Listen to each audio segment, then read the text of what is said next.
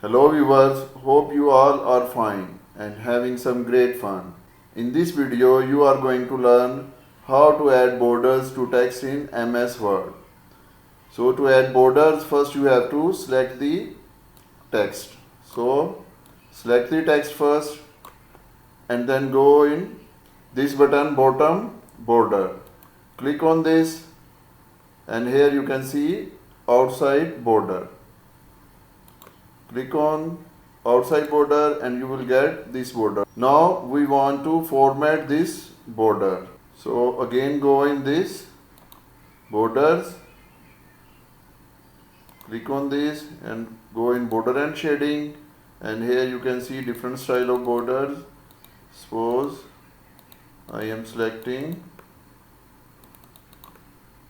this one, and when you will click on OK, you can see the border is changed. So this is how you can add borders to text in MS Word. Please like and share this video and subscribe our channel. Thank you.